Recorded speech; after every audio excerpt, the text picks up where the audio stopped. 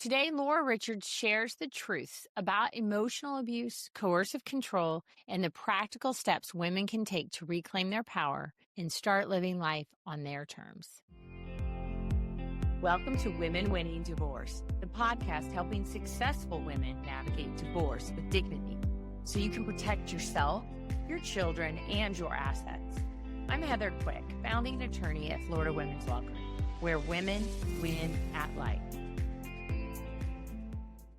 This week, we had Laura Richards on the show, and we had a powerful conversation about why women stay in abusive or controlling relationships. Laura shared her personal journey, what coercive control looks like, and the steps women can take to reclaim their power, rebuild their self-worth, and move forward confidently. Why do women stay in relationships that are harmful, even when the warning signs are clear?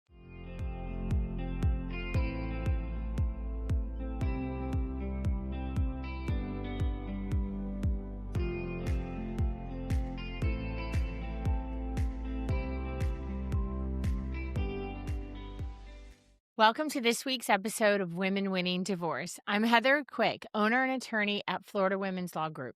Today, I'm joined by Laura Richards, international podcaster, #1 best-selling author, speaker, and narcissistic abuse recovery expert. Laura is the host of That's Where I'm At podcast and author of Married to a, quotes, nice guy. I have to say that because we're on the air, right? And Getting Over Narcissistic Abuse. She is dedicated to empowering women to reclaim their voices, rebuild their self-worth, and step into lives of confidence and strength after narcissistic abuse. Today, Laura and I will be discussing why women stay in abusive or controlling relationships, how to identify subtle emotional abuse and manipulative patterns, and practical steps to reclaim your power and move forward. Welcome, Laura. Thanks for having me. I'm so glad to be here. Well, I'm excited to have you. I think we have so much to talk about, and I really ready to dive right in. Okay. So, if you will, Laura, for our listeners, would you just share a little bit about your personal story, and then we'll go from there, right? Because we know it led you to these amazing books and Right. podcasts, and let's find out a little bit about you, because clearly you have used these experiences to really make an impact for people. Yes, unfortunately. I became an expert, not like I wanted to. I just thought I was getting a divorce, and I thought it was irreconcilable differences. And as I started healing, I started unraveling lies, and then had a bombshell with my ex where I really saw all the lies, and then I started hearing about narcissism, and the word is used right now, but to me, it really pinpointed what had been happening to me. And I felt really alone. And so I started talking about it. I was very petty on social media, just talking about it. And from that, it kind of grew into wanting to have a safe space for women to be able to tell their stories. I just felt like I wasn't, I guess, allowed to talk about things. And if you've ever been in abuse, you know that word allowed. And I wasn't allowed to talk about things I liked, wanted to do. And this is really up my alley of who I've always been, of helping women and talking about things. But I mean, I've changed so much in the last few years to a person sometimes I don't recognize. I'm like, I have no anxiety about talking about this stuff because I had to be quiet for so long in abuse that now I'm free to do whatever I want, and I don't want anybody else to go through this. So that's why I started doing all of this. Well, I'm certainly glad that you did. And I know that there are many women out there who are happy, and our listeners now are going to be happy because they're going to have more information. And that's just a beautiful thing, right? You were quiet for so long, and now you don't have the anxiety. You can speak freely. Yeah. And honestly, and that must be just a huge freedom that you have now experienced. Yeah, there's not that weight anymore. Right. For anybody who's been in abuse, that it just everything, you're walking on eggshells, you're so anxious. You don't even know why you are, because I didn't even know I was in abuse because I had a covert narcissist. That's why my book has quotes around the word nice, because everybody thought he was such a nice guy. And I sat at home going, what am I missing? Yeah. How do I not see it? And so I was told it was my fault when things weren't good. So I just had to learn how to be a better person. And so that sent me to therapy. And guess what? That's where I found my voice. So it's like, thank you for sending me to therapy. Yeah, no kidding. And I just think Mhm. it's so important, right? Because everybody thinks, right? He's this great guy. Wow, Yeah. look at that. He provides for you. He's so Yeah. social. He adores you, right? Like that's Yep. all out in public, which, I think as we experience those things, or just as the more time you have to see different people, you're like, it's never like it appears, right? There's always Right. stuff, but Right. you don't know it could be that bad. And I Right. think that's so common for women who are in your spot. You're just always wondering, "What am I missing? Yeah. What am I not seeing?" Because man, this doesn't feel great. Right. This doesn't feel like a nice It didn't person. feel like he was nice, so it was Doesn't really feel like it. confusing. Like, I'm We ne walking around on eggshells and, "Oh my Right. gosh, he's gonna explode," and just because I Yeah. didn't, do something. Right. And, we never know what's going on behind closed doors. And I'm sure that you deal with that. Right. And, Yeah. people I'm sure people tell you all the time, like, everyone's so surprised we're getting a divorce. And so we never know what's going on behind closed doors. And when you're with a narcissist who is projecting a different way in the world than they are at home, it was really confusing is that whole thing of like, what am I missing? And then everybody thinks he's still great. And he moved on. He's, the smear campaign, which we can talk about all that stuff. But the smear campaign is that he left a horrible wife. I was horrible. All those things, anything to make them out to be a victim. And also to be able to do what he's doing, if he's telling lies, if he has a new supply, all those things, to be able to have a narration for his story. And Mhm. I'm okay with all of that. And that's what I help other women do. It's like, you got to be okay with them talking about you because you know the truth. So, Yeah, okay, and that could take me off on this whole other tangent, which I'm not gonna do. okay. I'm gonna put, like, a pin in it because, like, we Yeah. could just go down this whole path on that, but Yep. that's not what we're here to talk about. I will say, Yeah. because this is what I think is that people, society in general, they are so easy to believe that we as women are the bad guy. Yeah. It's like we're programmed, preconditioned from birth to be like, Yeah. men are great, Yeah. and if it went wrong, it was the woman's fault. Oh, for sure. Yeah, we're Yeah. societalized that way. It That's is, it definitely is. It's yeah, yeah. everybody and, "Oh, no, that can't be right." I was like, "Why do we think that?" I don't know, Yeah, but anyway, you didn't give them enough sex or whatever the narrative is, you all work those too things, hard. Yeah, all the things. anything. Yes, exactly. You were focusing on your career rather than your man and all those yeah. So that whole narrative, yeah, I mean, we're societalized that way. So, yes, Yeah. Oh, there's no winning, there so isn't. that's okay. Well, there is because you are winning because 'cause you're saying That's what you right. wanna say. You are winning That's now, right. Yeah. right? So, Yes. alrighty. So let's talk about this. Why do so many women stay in relationships that are abusive or controlling even when they see the red flags? Yeah. Well, this is so I think about this a lot and I've been asked this question and I think okay, so we never blame for abuse, but we look at ourselves and I know for me I had a deep need to be loved.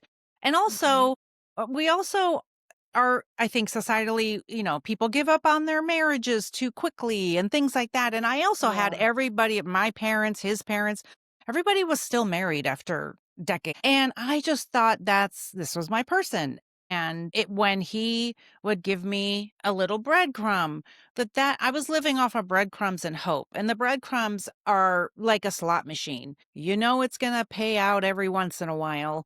And so you hold on to the payouts, it's Yeah. that intermittent reinforcement. And that's why people stay so long because of intermittent reinforcement because, oh my gosh, it was good right now. It was good then. Things like that. Because even women who are physically abused don't stay for fun.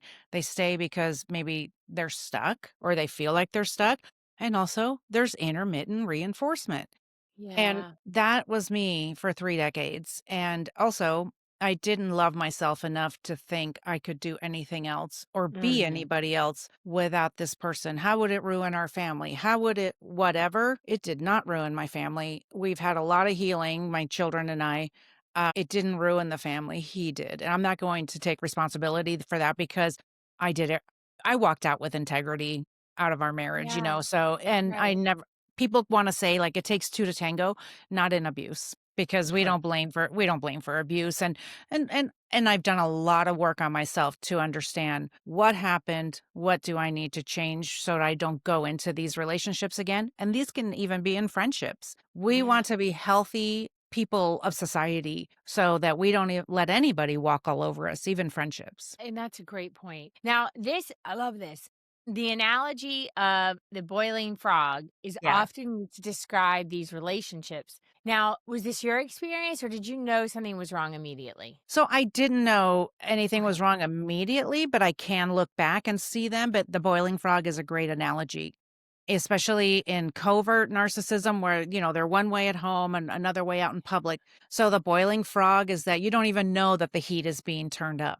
The frog gets boiled Mm. alive because you don't know the heat is being turned up until, I started to see things. But again, you have that intermittent reinforcement where it's like, well, this is getting better now. Or we would go to therapy, or I would go to therapy, or I'd read a book and maybe it'd get better for a little while. And you just you live off of that. Yeah.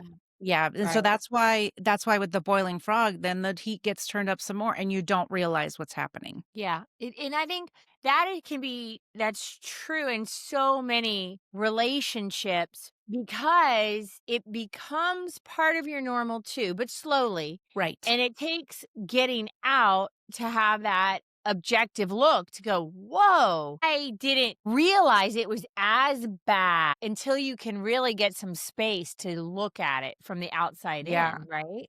Yeah, and that to me was kind of embarrassing. I'm like, "Wait, how did I not know I was in abuse?" I But I know. didn't know that was abuse because they're very covert.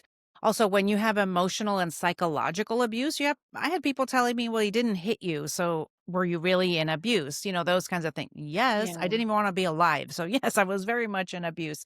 So Yeah. that kind of thing was hard to reconcile, having people Mhm. say that to me. Yeah, and it's terrible. That's awful. I mean, I think that's why doing these shows like this and Yeah, what you're doing, bringing awareness right. because it's happening and it happens so much, and just allowing women to hear what it is so that you can get out and you can Yeah, recognize it. Because if nobody's acknowledging it, well, of course you're going to think you're crazy, right? right, Because you're like, this is happening, but like nobody else seems to be talking about this. So right. it must be me. That's exactly it, and of course, he's telling me it's me as well. Anytime I Yes. had a problem, it is me. If you were a better wife, if you were better Yeah. whatever, insert whatever arbitrary thing here, then that must mean that if I was better at whatever, then our marriage would be better. That's what he said, and so Yeah. that's why I worked on myself a lot. I swear that's all I ever did, but the last Which few is years a positive out of this once it is. but It is. wow, that's exhausting. So exhausting because you don't have a willing partner that is Right. like, I mean, he would tell me that I don't have anything to work on. Whatever you need, whatever your problem is with me, you have to go to therapy to work on that so that you can deal with me. And I was like, okay. I Yeah. mean, I really Right, was like, okay. okay, Yeah, and okay, that's what I'll do because I trusted him. He was my of course. husband. I trusted Yeah. him, so why would I do anything else until one day I had to wake up and be like, what the hell's happening here? Well, let's talk about that. And let's Yeah. talk about, was there a specific instance that really brought you to the realization that it was time to leave? Like, what happened that was Yeah. able to help you see what you I needed just to do? think I just think, okay, so the last couple of years, he was really in the discarding phase, which like barely talking to me. We weren't intimate, things like that. Like where you are looking at your marriage going, is this really a marriage? Like what is happening here? Yeah. Anytime I Right. would bring it up, of course, he would say, if you were better or whatever, all the things I just said. And he was ramping up like not his infidelity, but well, I would call it infidelity, the way he was with other women. Okay. That was a problem throughout our marriage. And those kinds of things were happening. So we tried marriage counseling one more time. And when we were done with marriage counseling, I said to myself, what if I have to live like this for another 40 years? It was arbitrary, Yeah. by my age. I'm like, what if I live another 40? Am I going to live with him like this? I won't survive it. I Man. didn't even want to be alive. I was so Oh, depressed. it's So awful. that was the question I had to ask myself. Can I continue in this situation? And I couldn't. I Mhm. couldn't. So that's when I decided to go. Now, Will you explain a little bit? We've talked about it on this show, but I'd love to hear from you to explain for our listeners coercive control Yeah. and the ways it can show up behind closed doors. Yeah.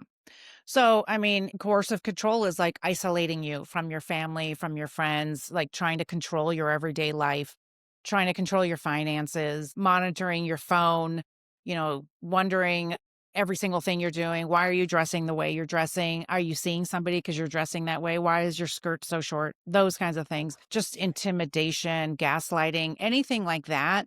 So that's why it's like the boiling frog and also like a death by a thousand cuts. It's a little bit at a time. It's not always because, sometimes if somebody like yells at you or they hit you, some people are strong enough to go like, "Oh my God, I'm out."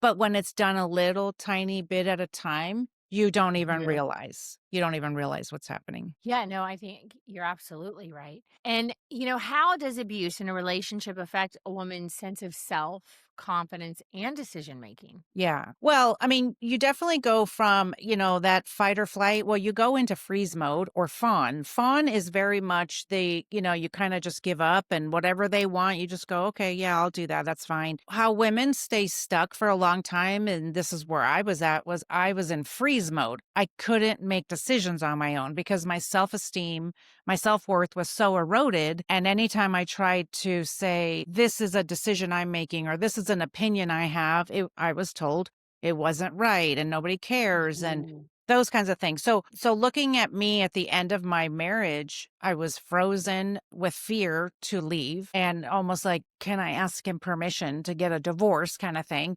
And then also, I didn't even trust myself because I was told for 3 decades that I shouldn't trust myself. So they really erode your self-worth. That's why that's one of the biggest things I work on when I Okay. coach women is working on our self-esteem because we Yeah. come in like a shell of a human and we got to dig ourselves back out. We can rise like a phoenix, so don't worry. That's right. You can get it back, right? That's You right. can Oh, get yeah, it for back. sure. Yeah, for Yeah. sure you can. Yeah. Now, let's talk about when a woman decides to leave, right? When she gets to that point, right? I'm not Yeah. going to survive this if I stay. Yeah. What are some crucial steps she should take to protect herself and her Yeah. children? So I was never in physical danger. So I have a lot of resources on my website. There's tons of people who can help you with this as well. But first thing I would do is do not tell the narcissist that you want to leave. You Mhm. have to be safe. Doesn't matter if you've never been hit. That could be the day that you do get hit. So you have to think about your Yeah. safety. Also, they will try to use that intermittent reinforcement to control you to stay. And they Mhm. future faking, saying, I promise I'll go to therapy, I'll be better, etc. And so we want to be really quiet. We want to start stashing money if you can do that. There's tons of people who are doing this on the internet who can talk to you about it. And I have a bunch of resources for that. And, so stashing money, think none of these things I knew because I didn't even know I was in Right. abuse, but the not telling him every step I was making, that was a pleasure because after being controlled for 3 decades, I was just packing things and going about my life. And he wasn't questioning me. Or if he was, I would say like, I don't know, I'm going to take this just because I think I should take it. And he wasn't really fighting me too much on that, but you wanna do it really quietly. That's the Yeah. that's the biggest key. Make your plans, find somewhere safe to go, make your plan quietly. Right.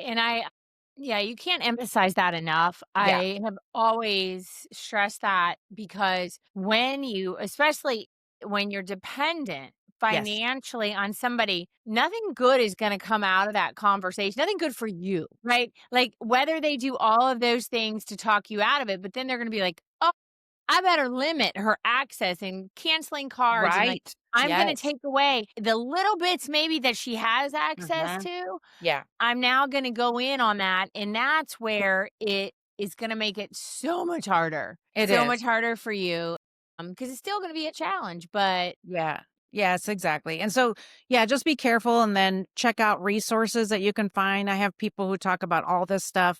So many resources I have because I wasn't in fear of my life. So yeah. I didn't think he would physically harm me, but I wish I would have done some things differently. But now I didn't know. So that's why I talk about it now to help others. And I think that's so important for women, right? Because we're not there in your situation, and Right. I think that, many times I've heard over the many years, and I'm sure you have as well, like, "Well, he has never done anything," and it's like, but you know this person so well. If there's something inside of you that's like, "But he might snap," believe Yeah. it. Trust that Yeah.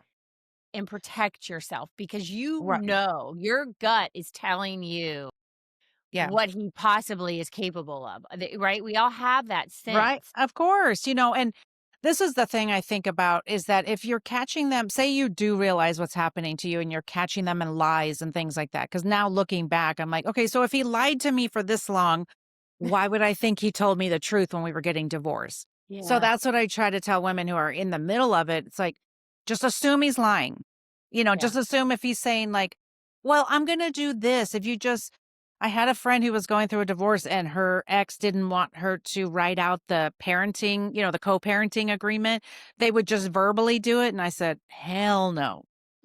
Hell to the no. She's like, but I go, and I had Um, to remind her, I go, "He's already been lying to you." She goes, "Oh, yeah, that's right." I go, "Yeah, and then you'll be stuck with these terms, these generic terms that he wants you to write down." So, if you know that he's been lying, just assume he's going to amp it up yeah. when you're getting a divorce. Right. So let's talk about that. How important is having your own attorney or professional support, even if in your mind you're thinking the divorce separation seems amicable? Yeah. Well, for sure, I thought we were having irreconcilable differences, and I live in Nevada, so we're 50-50 state, and we filed and we're divorced, within hours. Our divorce process took about 6 weeks, only because of me. I was dragging my feet on the paperwork because I was Oh, in a no. daze. I was like, I Yeah. can't believe I'm getting a divorce. So I did not have my own representation, and I wish I would Mm. have. I didn't. We Yeah. had somebody representing both of us. You don't have to go through a lawyer if you don't want to. I mean, Nevada's very easy. Come get married, come get divorced, Yeah. same day for both. It doesn't matter, Crazy. It is crazy. And in a lot of ways, great because it was over and done with really quickly and we didn't have minor children. But thinking back, I'm like, why didn't I have representation? Well, because I was an abused woman who didn't know she was being abused. And I was sitting there in the office, like really quiet and like, oh, yeah, that's Yeah. good. Sure. Yes, that's fine. And so I didn't know because I was scared to say, well, I don't think that seems fair, or I would like to do this. And so yeah, thinking back, I wish I would have done things differently. Whatever. Hindsight is 2020. What can we do? And then, but later on, a few months later, after I found out he had been cheating and all these things, we sold our house together because he had taken property of the house and then I was being paid for my proceeds. And I said, no, I'm not interested in ever having any contact with him ever again if that's what he was doing. And that Laura was a different Laura, like Yeah. because I knew what was happening. I was very well aware. I had a voice. I could demand what I wanted in the house sale and all these things. And Mhm.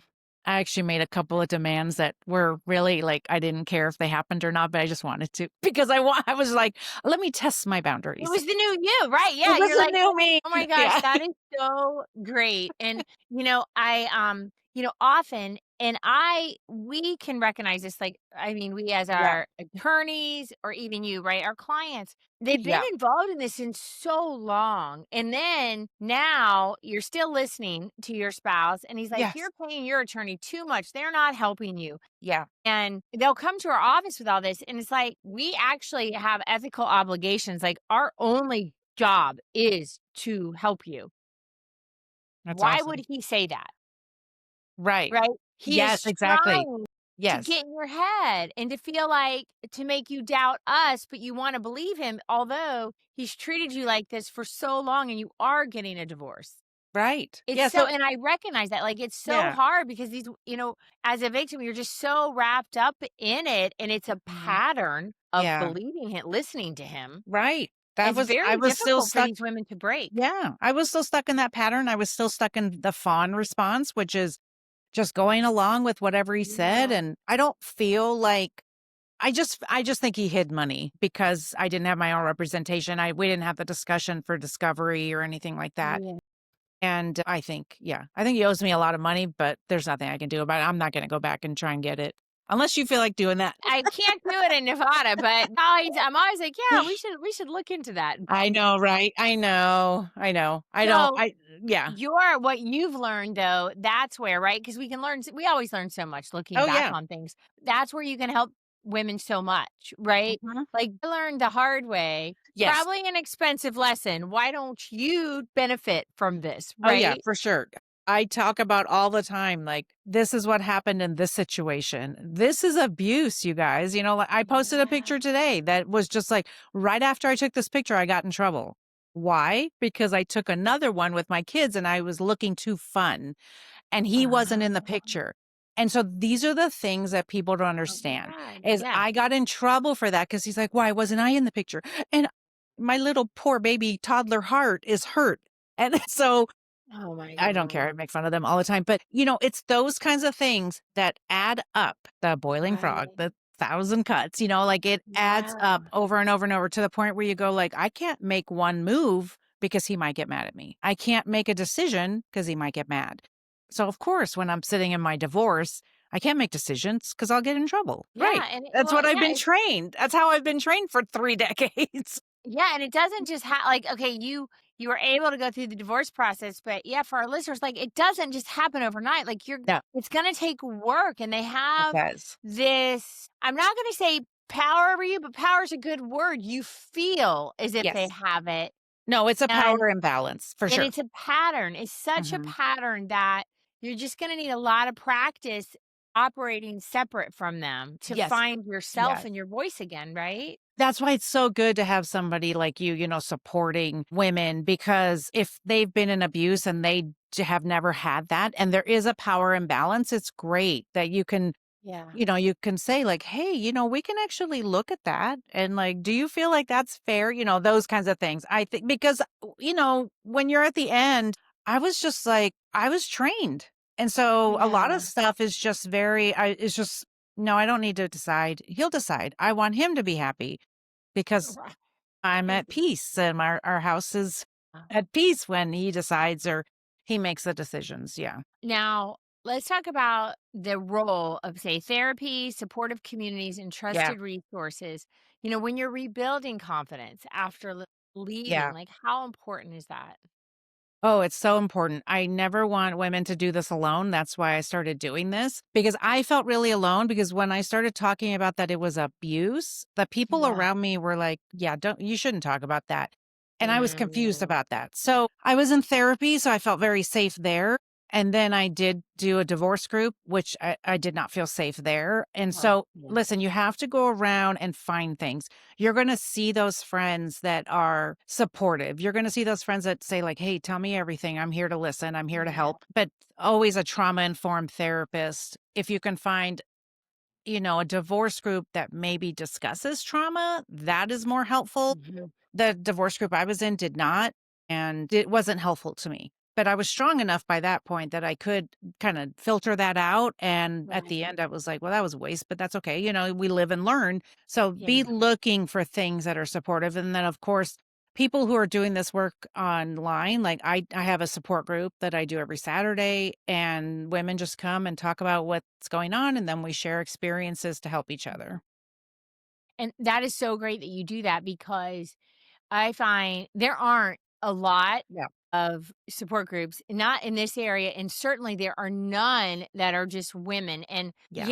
there are a lot of faith-based ones, but Yes. it's just not gonna be as supportive for you if there are men there, I think. Like, I just think there are some Yeah. issues that women just need to be able to talk about with other Yeah. women Yeah, so in a different way. the one I did was faith-based, and there were men in the group, but I have to say this is what happened at the end, since you brought it up. This is what happened at the end. I called the national organization of that divorce group, and I said, "You guys are woefully unprepared for abuse," because all 15 of us had been abused. All 15. Some of us yeah. So Wow. you think that what you think people are just getting a divorce? No, like, these poor guys in there. So that's why, like, for Yeah. me, I do like all women and I only serve women, but these poor guys, like, they had been served papers. They're sitting in a divorce group and they weren't even divorced yet. because their wife was off with a boyfriend already. Like they were already trying to Yeah. heal. And I feel like that kind of information needs to be talked about. It wasn't Right. enough. And I did talk to them, and I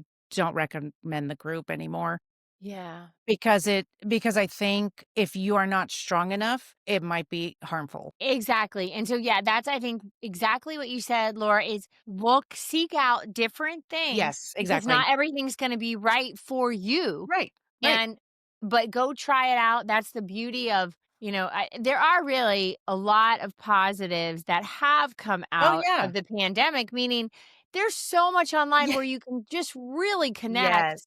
and Yeah. still feel like some anonymity, right? You might live in a small town. You're like, I don't want to go to that Yes. group. Yes. Or this is at our church. I'm not going there. Everybody's gonna Right. know. Right. And I think that's a great point. I do mine via Zoom.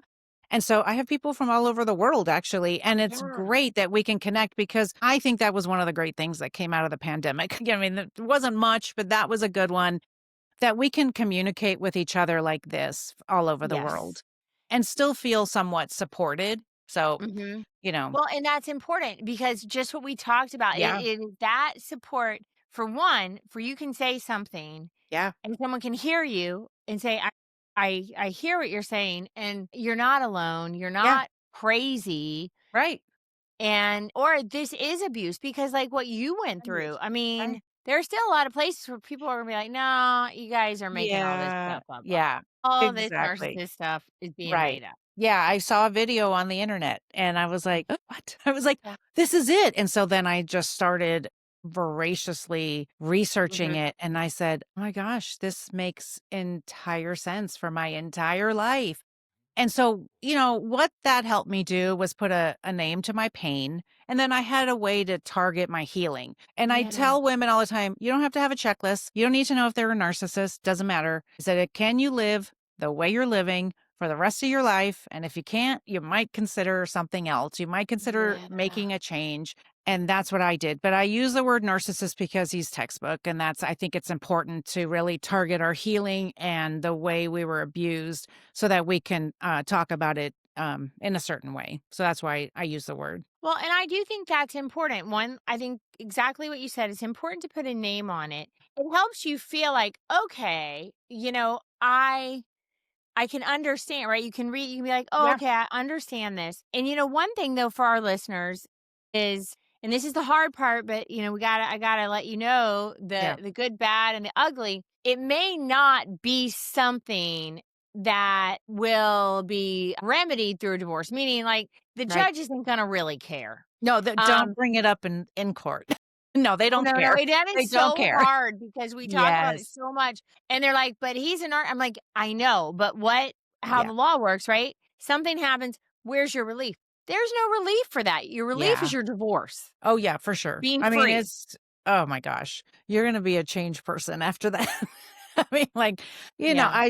to me I thought it was the worst thing that could have ever happened to me. And then I started to heal. And I was like, oh my gosh, this is the best Yeah. thing that's ever happened. It's the best. It is, and I think the support is key and trying to Yes. understand, one, where these women are because oftentimes I think I don't know, I'd like your opinion on this because Okay. from the women that you work with.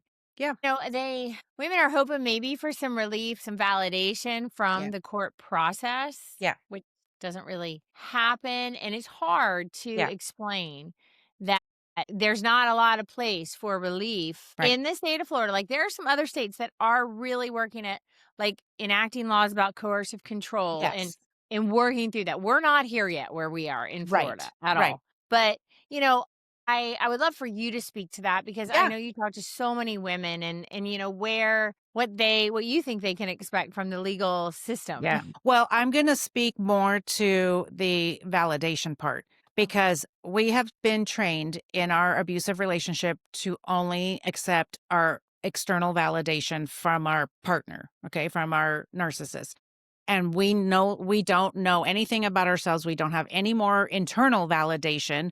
We don't even know who we are. We don't love ourselves. This is what happened because they have beat us down so far mentally, sometimes physically. So what I work on with them is you're not going to get validation from something external.